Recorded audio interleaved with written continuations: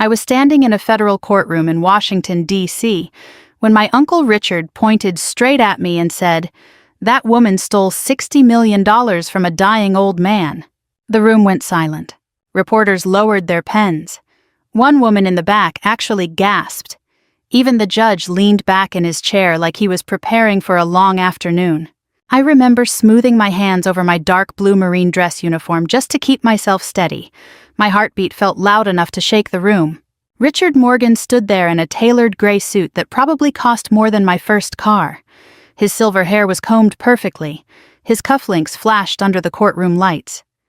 To everyone watching on television, he looked like the respectable son of an American military dynasty. I looked like the scandal. Then Richard said something that changed everything. "She's not a Morgan," he snapped. "She never was." That was the moment I stopped being afraid of him. Because by then I already knew what his family had done to my father. And I knew exactly how badly they had underestimated me. 3 months earlier, I'd been stocking medical inventory at Camp Pendleton in Southern California, worrying about my mother's overdue pharmacy bill, and whether my truck would survive another summer.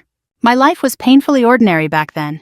I was 32 years old, a Marine Corps logistics officer, divorced, tired all the time, and still paying off debts from helping care for my mother during her cancer treatments.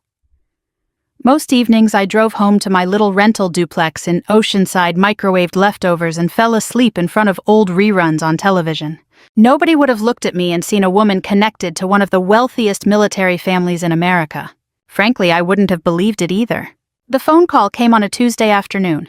I almost ignored it because the number was international. "Captain Emily Carter," the man asked. His voice sounded polished, educated, the kind of voice that belonged in expensive buildings. "Yes. My name is Walter Brenner. I'm calling from Keller and Vogel International Legal Services in Zurich, Switzerland." I actually laughed a little. "I think you've got the wrong number." "No, ma'am," he said calmly. "I'm looking for the granddaughter of General Arthur Morgan." That name hit me like cold water. Even ordinary Americans knew who Arthur Morgan was. Decorated combat commander, defense consultant, cable news, military analyst. One of those men who spent 30 years appearing in patriotic documentaries while politicians shook his hand. My mother hated him. That's about all I knew. "Sir," I said carefully, "I think there's been some mistake." There was a pause on the line. Then he said the sentence that turned my whole life upside down. "Your grandfather, General Arthur Morgan, left you $60 million. I leaned against a supply cabinet because suddenly my knees didn't feel reliable anymore. Around me, Marines kept moving boxes and clipboards like the world was normal, but mine wasn't. I almost laughed. "You have the wrong person." He replied calmly like he'd expected that reaction.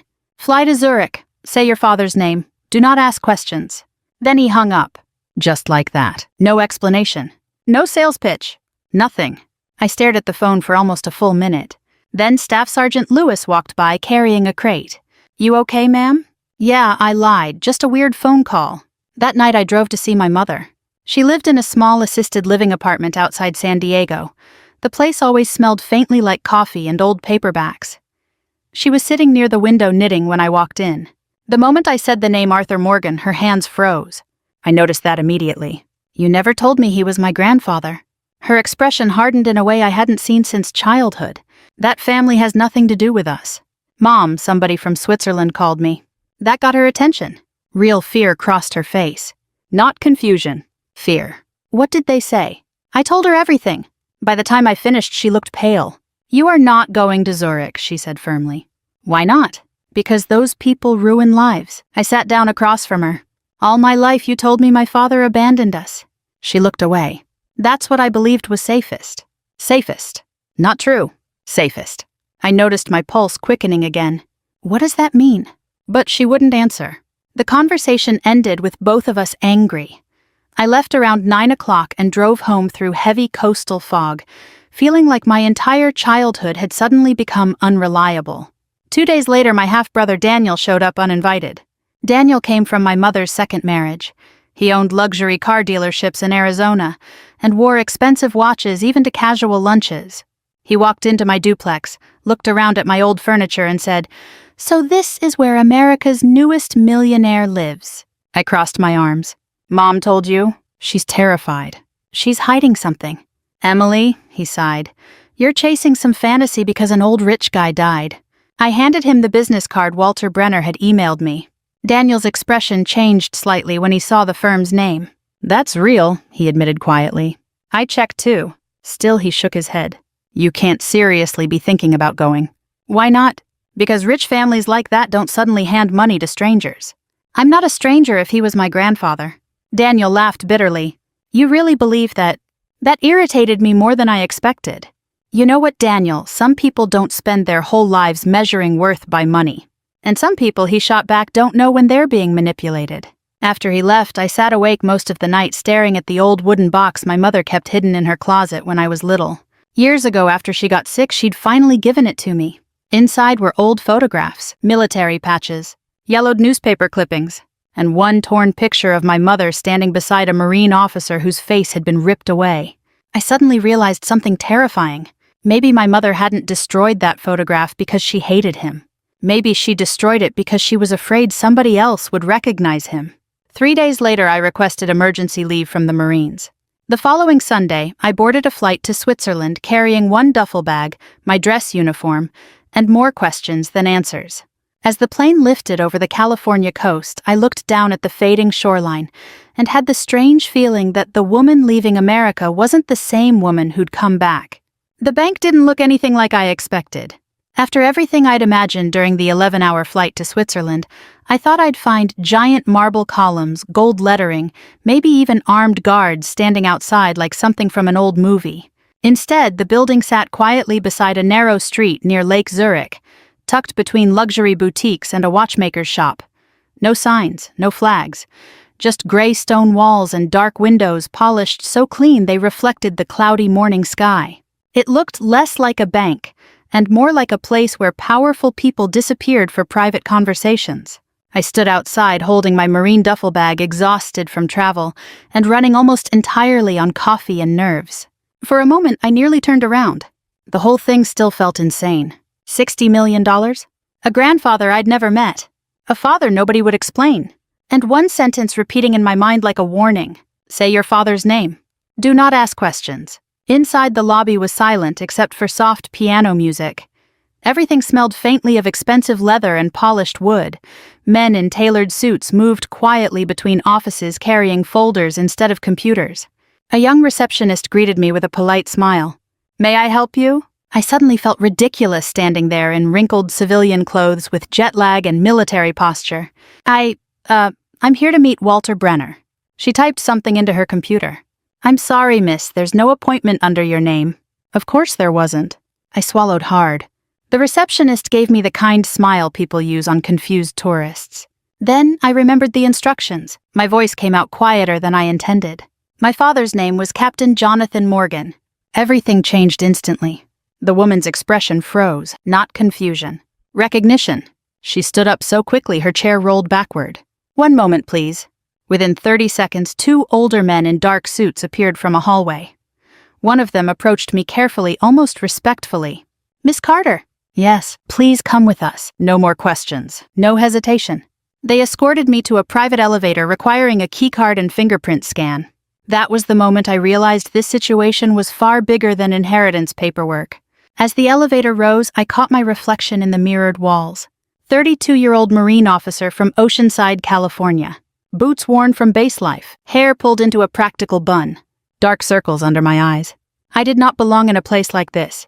The elevator opened onto an entire private floor overlooking Lake Zurich. That's where I finally met Walter Brenner. He was older than I expected. Mid-70s maybe, white hair, thin glasses, calm blue eyes that reminded me of doctors who already know the diagnosis before speaking. "Captain Emily Carter," he said warmly, extending his hand. "Thank you for coming." I shook it carefully. "You really knew my grandfather?" "For over 40 years." He motioned toward a chair beside enormous windows overlooking the water. Coffee arrived almost immediately, real coffee, not the burnt motor oil we drank on base. I sat there holding the cup while Walter opened a thick file folder. Then he studied me quietly for several seconds. "You resemble your father more than I expected." That sentence hit harder than the inheritance. Nobody had ever told me I resembled him before. Because nobody ever talked about him. "What really happened to him?" I asked. Walter folded his hands together. "Your mother told you he abandoned the family." "Yes, that was not true." The room suddenly felt smaller. I kept my face steady the way Marines are trained to do, but inside something was beginning to crack open. Walter continued carefully. Captain Jonathan Morgan served in Marine intelligence during the 1990s. Officially, he died during a classified overseas operation. Officially. Walter looked toward the lake before answering. General Morgan believed your father was betrayed. I stared at him. By who? He hesitated. Possibly members of his own family. I actually laughed once under my breath. Not because it was funny. Because it sounded impossible. But then again, 3 days earlier, I'd believed my grandfather didn't even know I existed. Walter slid several photographs across the desk. The first showed a young Marine officer standing beside General Arthur Morgan. My breath caught immediately. The officer had my eyes, my jawline, even the same serious expression I saw every morning in the mirror. Jonathan Morgan, my father. For a long moment I couldn't speak. He looked so ordinary. Not a ghost, not a villain, just a Marine. I felt angry suddenly. Angry at my mother. Angry at the lies. Angry at 32 years of missing answers. Walter gave me time before speaking again. Your grandfather spent decades trying to uncover what truly happened. And shortly before his death, he changed his will. Why me? Walter's expression softened. Because you enlisted in the Marines. I blinked. What? He followed your military career quietly for years. He believed you carried your father's integrity. I leaned back slowly, trying to process that. The old man had watched my life from a distance while I struggled through deployments, divorce debt, and hospital visits with my mother. Part of me felt violated. Another part felt strangely seen. Walter opened another folder. General Morgan's children expected to inherit his estate equally. Richard Morgan, I said quietly. Walter nodded once. Your uncle was displeased. That's one word for it. Walter almost smiled. Then his expression turned serious again. There is another matter. Of course there was. He handed me a sealed envelope bearing my grandfather's signature. Before I opened it, Walter spoke carefully. Your inheritance is protected under Swiss and American law. However, General Morgan attached personal conditions. I looked up. What kind of conditions? He requested that you review certain family records before claiming the estate. Why? Because he believed you deserved the truth. My fingers felt cold opening the envelope. Inside was a handwritten letter. The handwriting was firm but uneven from age. Emily, if you are reading this, then I failed to fix what my family destroyed. You are the last honest Morgan left. I stopped reading. The room became painfully quiet. Last honest Morgan. I didn't even know these people. Walter slid another folder toward me. Inside were photographs, military records, financial documents, and newspaper clippings spanning almost 30 years. Then I saw my Uncle Richard's name. Again and again. Defense contracts, weapons manufacturing, political donations, missing reports. I looked up slowly. What exactly did this family do? Walter answered carefully. Enough that your grandfather spent the final years of his life trying to make peace with God. That night alone in a luxury hotel room overlooking Zurich, I sat awake until nearly dawn, reading classified copies and faded letters. Around 3 a.m, I found something that made my hands shake. A letter from my father to my mother. It had never been opened, and suddenly I understood something terrible. My father hadn't abandoned us. Someone had made sure we never heard from him again. I barely slept after reading my father's letter. The hotel room overlooked Lake Zurich, calm and silver beneath the early morning fog, but my mind felt like a storm had settled inside it. Every piece of my childhood suddenly seemed unstable. For 32 years I'd believed my father walked away from us. Now I was staring at proof that somebody had erased him instead. Around 6 a.m, I made coffee using the tiny machine in the hotel room and sat beside the window rereading the letter. Claire, if anything happens to me, promise me you'll keep Emily away from the Morgan family. There are things my father allowed that he can never undo. I love you both more than my own life. Jonathan. I read those lines at least 10 times. Not one sentence sounded like a man abandoning his family. It sounded like a man trying to protect them. By the time I arrived back at the bank later that morning, exhaustion sat heavy behind my eyes. Walter Brenner noticed immediately. You've been reading all night. Yes, and I sat across from him slowly. My mother lied to me my entire life. Walter adjusted his glasses carefully. Your mother was frightened, Emily. That doesn't excuse it. No, he admitted quietly, it does not. For a few moments neither of us spoke. Outside the massive windows, trams rolled quietly through Zurich streets. while businessmen hurried through cold morning drizzle. Everything looked peaceful out there. Inside me, nothing was peaceful anymore. I opened the folder again. There are references here to defense contracts and missing reports, I said. What exactly was my father investigating? Walter hesitated long enough to make me nervous. Then he spoke carefully. In the early 1990s, Jonathan Morgan discovered evidence that military suppliers were overbilling the government through fraudulent overseas contracts. That happens all the time. Yes, Walter replied. But this involved senior officials and private defense companies with political connections. I stared at him. And my family was involved? Members of your family profited from those contracts. The room suddenly felt colder. I'd spent my adult life serving in the Marines, believing honor mattered. Duty, integrity, sacrifice. Those words weren't decorations to me. Marines lose marriages, health, and years with family because we believe service means something. Now, I was learning my own bloodline might have used patriotism like a business strategy. I leaned back slowly. So my father threatened them. Walter nodded. General Morgan believed Jonathan intended to testify. And then he disappeared. Yes? I rubbed my forehead. You keep saying General Morgan believed. Why not say knew? Walter's face tightened slightly. Because no body was ever recovered. That sentence hung in the air between us. No body. I suddenly remembered all the years my mother refused to declare my father officially dead when paperwork required it. I thought grief had made her stubborn. Maybe she'd known something too. Walter handed me another file. These are private journals from General Morgan's final years. I opened one carefully. The handwriting was rougher than the letter I'd read overnight. I failed my son. That line sat alone on the page. Underneath it, I taught my children discipline, but not morality. I closed the journal for a moment. An old man nearing death had written those words while sitting on top of one of the largest fortunes in America. Money really could not protect people from regret. Walter spoke softly. Your grandfather became a different man near the end of his life. What changed him? You. I frowned. What does that mean? He followed your military career privately. When you enlisted after college instead of pursuing corporate work, he became hopeful. That's ridiculous. He never even contacted me. He believed your mother would refuse. Honestly, she probably would have. Still, anger continued building inside me. My entire life had been shaped by decisions made in rooms I was never allowed into. Decisions by wealthy, powerful people who kept secrets while ordinary people paid the price. Finally, I asked the question that had been growing in my chest since yesterday. What happens if I refuse the inheritance? Walter looked genuinely surprised. You would walk away from $60 million? I'm asking. He folded his hands together. Then the estate would likely revert to Richard Morgan and other surviving family members. I thought about my uncle standing in some giant Virginia mansion polishing his reputation, while my mother struggled to afford cancer medication. The anger inside me sharpened. No, I said quietly, that's not happening. For the first time since arriving in Zurich, Walter gave me a small approving nod.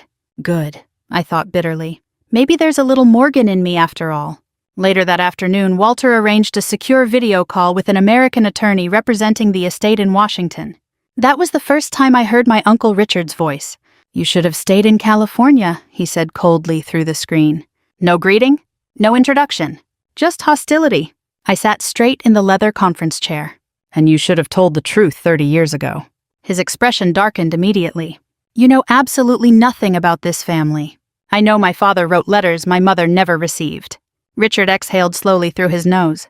You think Jonathan was some hero? He was reckless. He was a Marine. He was naive, Richard snapped. He thought exposing corruption would somehow purify the world. I noticed Walter watching silently beside me. Did you love him at all, I asked. That question seemed to hit Richard harder than I expected. For a second he looked older, tired. Then the mask returned. If you challenge this family publicly, he said your life will become very unpleasant. I almost smiled. I'm a Marine, Mr. Morgan. Unpleasant is usually before breakfast. Walter muted the call before Richard could answer.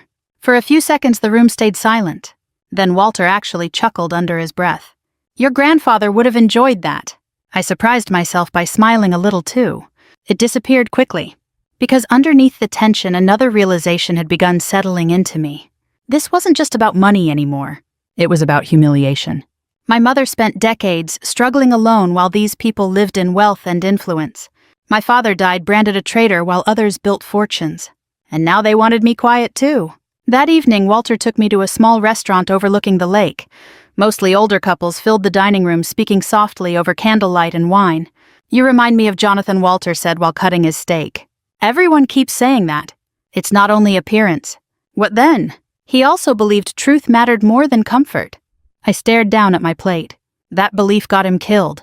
Walter was quiet for several seconds. Then he answered carefully, "Yes, sometimes it does."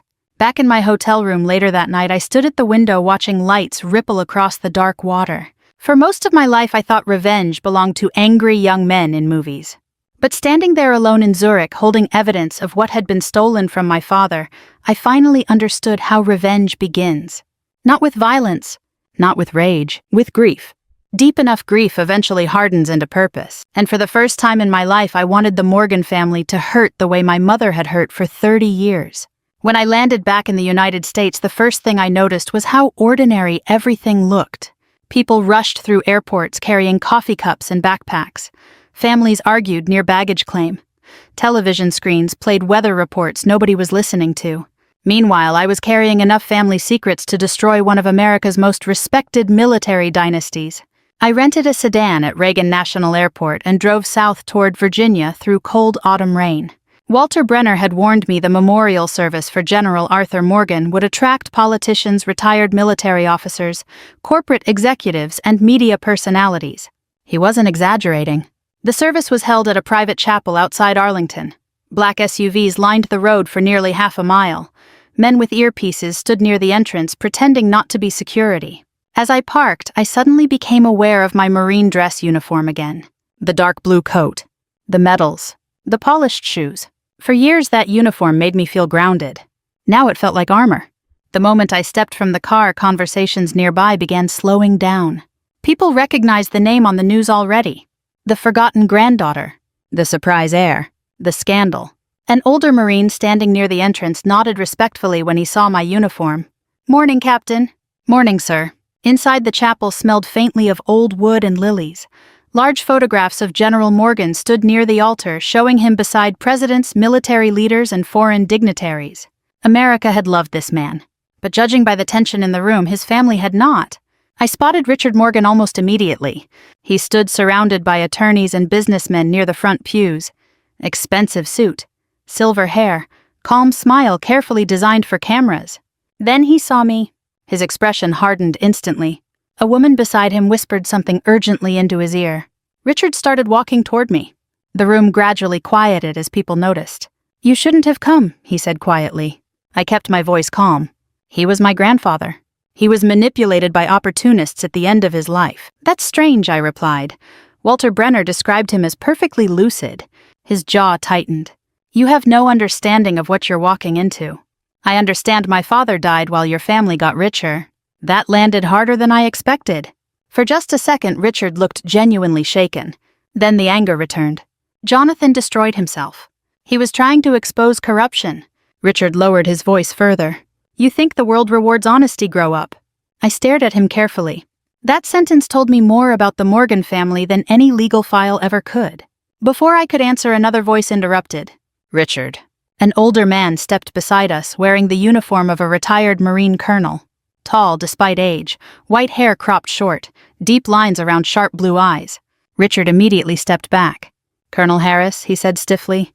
The colonel ignored him completely and turned toward me. "You must be Emily." "Yes, sir." He shook my hand firmly. "I served with your father." Everything inside me froze. Richard muttered something under his breath and walked away without another word. Colonel Harris watched him leave. "That family still thinks money can control consequences. You knew my father well.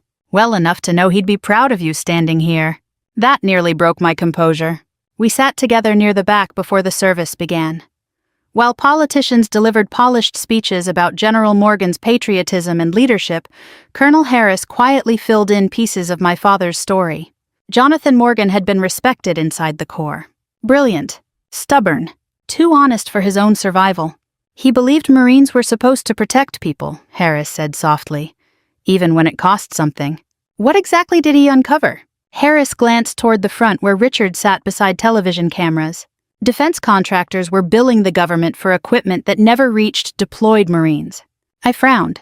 "You mean theft?" "Yes. And my family covered it up. Some of them.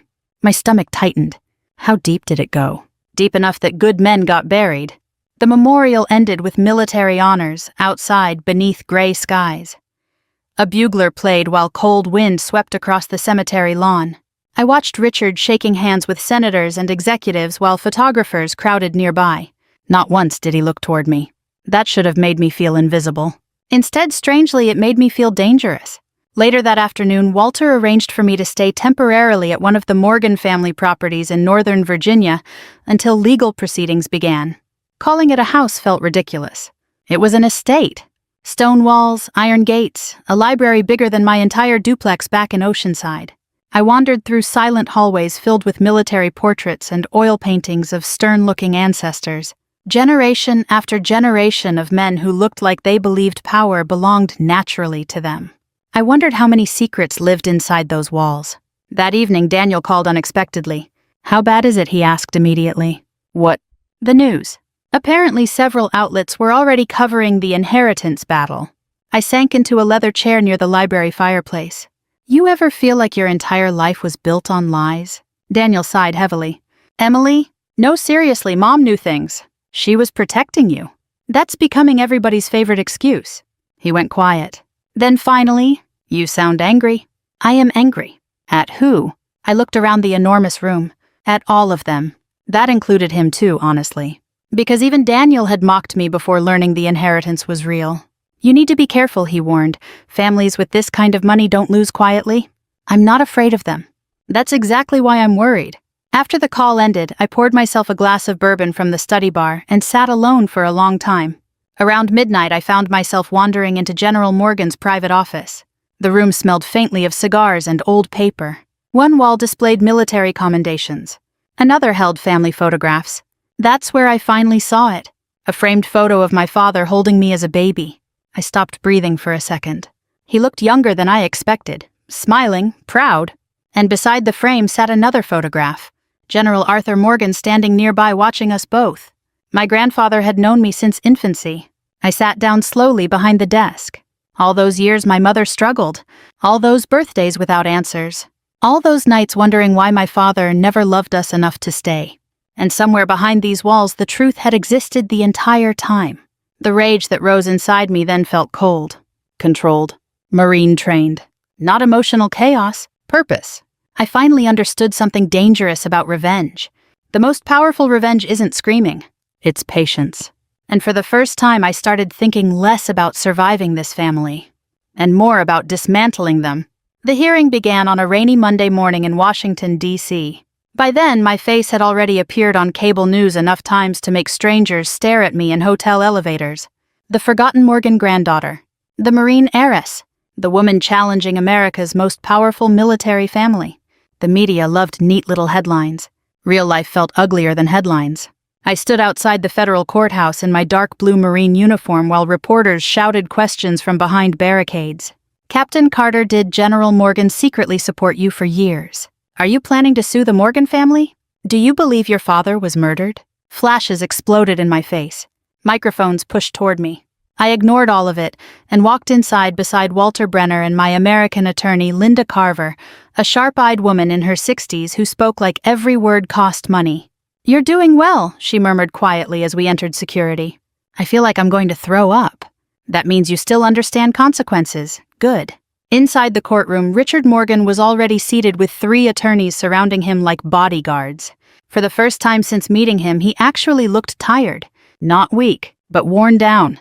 The past few weeks had damaged him badly. Financial journalists were investigating the Morgan business empire. Veterans groups were demanding answers about old defense contracts. Political allies suddenly stopped returning calls. The family that once controlled every room now looked defensive everywhere they went. Richard glanced at me as I took my seat. There was hatred in his eyes. But something else too. Fear. The judge entered and the hearing officially began. For hours, lawyers argued over estate law, mental competency, financial transfers, and trust structures complicated enough to make my head ache. I sat quietly most of the morning listening to strangers discuss my life like I was a business transaction. Then Richard's attorney called me to testify. I walked to the witness stand with the same controlled posture I used during Marine inspections. Calm breathing. Steady hands. Never show weakness publicly. Richard's attorney smiled politely, but it was the kind of smile people use before cutting something apart. Captain Carter, he began smoothly, before last month, you had never met General Morgan personally, correct? Correct. And yet you expect this court to believe he left you the majority of his estate. I didn't ask for it. But you accepted it. I accepted the truth. A few reporters looked up quickly at that. The attorney continued. Isn't it true you were experiencing financial hardship before learning of this inheritance? Yes. So this money would dramatically improve your life. That's generally how $60 million works. A few quiet laughs spread through the courtroom. The attorney's smile tightened. You claim General Morgan admired your military service. I don't claim it. His letters say it. Letters provided by Swiss attorneys. Verified by handwriting experts. He paused, annoyed. Then he changed direction. Captain Carter, are you aware your father was investigated for misconduct before his death? Linda Carver immediately stood. Objection. The judge allowed limited questioning. The attorney turned back toward me. Answer the question. Yes, I said calmly. I'm also aware those accusations conveniently protected several defense contractors connected to the Morgan family. The courtroom became very quiet. Richard stared at me with visible anger now. The attorney shifted again. You're suggesting a conspiracy involving respected military and business leaders. I looked directly at him. No, sir, I'm suggesting greed. That landed harder. People understand greed. Even old jurists and polished lawyers understand greed. The questioning continued another 20 minutes before I was finally dismissed. When I stepped down from the stand, I noticed several older veterans seated in the public gallery watching me differently now. Not as a scandal. As a Marine. That mattered to me more than I expected. During lunch recess, I stood alone near a courthouse window drinking terrible coffee while rain streaked across the glass. That's when Daniel appeared. I hadn't seen him since Virginia. You look exhausted, he said carefully. You look nervous. I am nervous.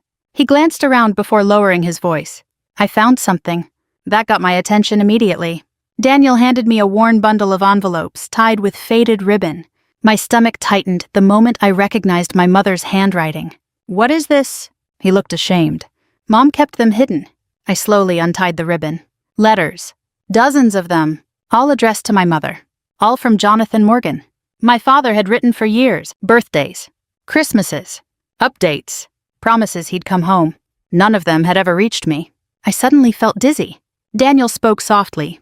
She was scared, Emily. Stop saying that. His face tightened. She thought the Morgan family would take you away. She let me believe he abandoned us. I know. I looked down at the letters again. 30 years of stolen truth sitting in my hands. I should have felt grief. Instead, what I felt first was rage. Not toward Richard. Toward my mother. The realization hurt more deeply than anything else so far. Back inside the courtroom that afternoon, the hearing took a dramatic turn when Colonel Harris testified. The old Marine walked slowly to the witness stand, shoulders still straight, despite age. Richard's attorneys clearly underestimated him. That was a mistake. Colonel Harris spoke plainly, calmly, like a man too old to fear powerful people anymore. He described fraudulent military contracts, missing equipment, Marines deployed without proper supplies while executives collected bonuses. Then he said something that changed the entire room. Captain Jonathan Morgan attempted to report the corruption through official channels, Harris said. After that, his reputation was destroyed. Richard's attorney objected repeatedly, but the damage was already done. Then Harris looked directly toward Richard. I watched good Marines bury your family's lies for 30 years. Richard's face drained of color. For the first time since this nightmare began, I saw him not as a towering patriarch, but as an aging man cornered by consequences. After court-adjourned, reporters exploded into chaos outside.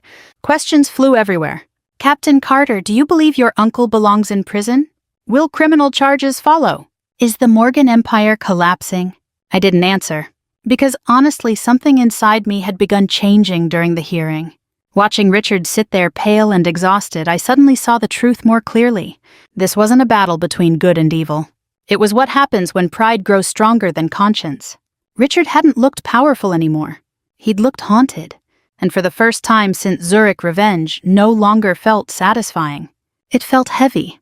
I won the case 3 weeks before Christmas. There was no dramatic applause in the courtroom. No music swelling in the background like old movies. Just a judge removing his glasses and saying the words calmly.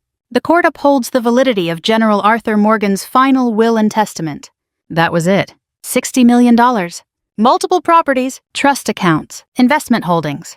The entire Morgan legacy now legally belonged to me. For a few seconds, nobody moved. Then reporters rushed outside to break the news while attorneys shook hands and packed briefcases. Across the courtroom, Richard Morgan remained seated completely still.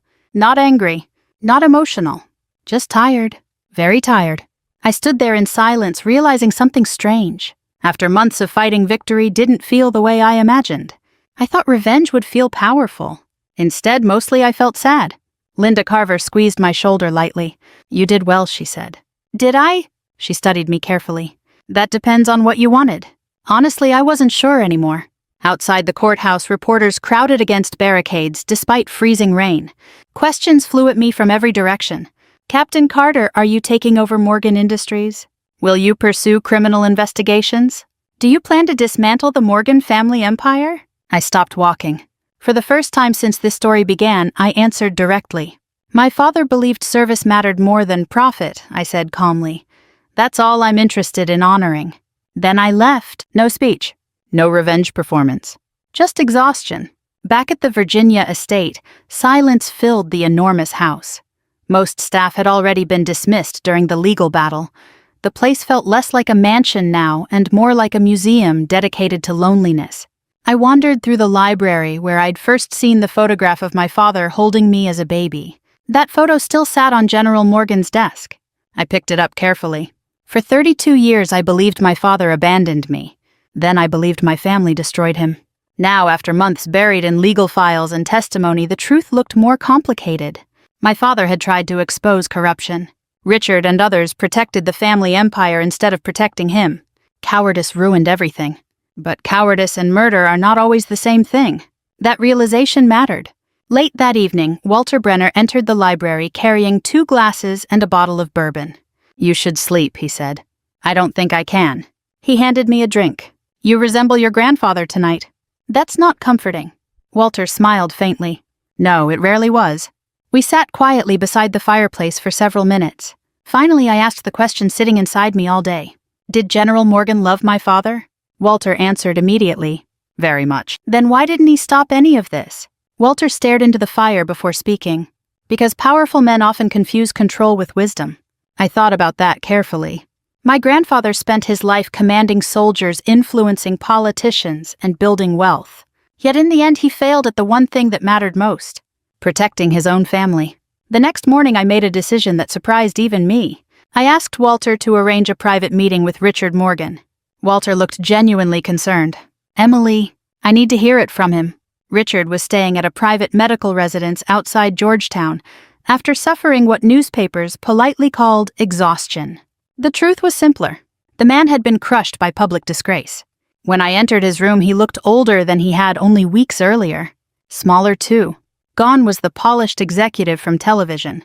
This was simply an aging man sitting beside a window watching winter rain. "You came," he said quietly. "Yes." He nodded toward a chair.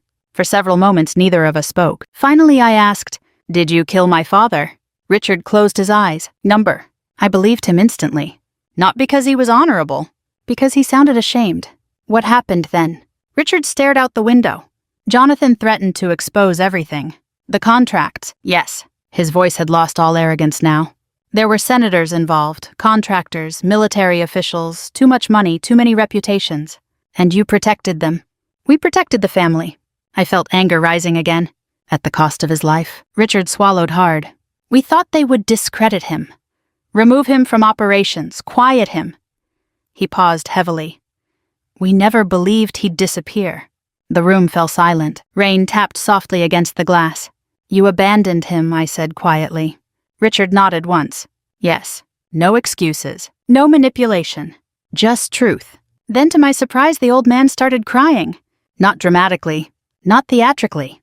Just silent tears from somebody finally too exhausted to maintain pride. "Your grandfather hated himself for it," he whispered. "He spent 30 years trying to buy forgiveness." That sentence settled deep inside me, because it explained everything. The inheritance, the letters, the investigations, the will. None of it was really about money. It was guilt. Generational guilt wrapped inside wealth and patriotism. Richard wiped his face slowly. I know you hate me. I thought carefully before answering. No, I said honestly, I think you're weak. That hurt him more than yelling would have. Before leaving, I stopped beside the door. There's one thing I still don't understand. Richard looked up. Why leave everything to me? His tired eyes softened slightly. Because you became the person this family pretended to be. I drove away from Georgetown through slow evening traffic feeling strangely lighter. Not healed, not peaceful, but clearer. For months revenge had fueled me forward. Now I finally understood something older people probably learn eventually if life gives them enough time. Most revenge ends with sadness. Because no victory can return the years people stole from you. A week later, Daniel came to visit the estate. For once he arrived without expensive confidence or sarcastic jokes. I owe you an apology, he said immediately. I raised an eyebrow. That's new. I was jealous. Of what? You. He laughed weakly. You spent your whole life actually serving people while I spent mine chasing money. That sounded painfully familiar. We sat together in the library for hours, talking honestly for the first time in years. About Mom. About family. About how fear quietly poisons people across generations. And that night after Daniel left, I finally made my own decision about the Morgan fortune. Not revenge. Not power. Something better.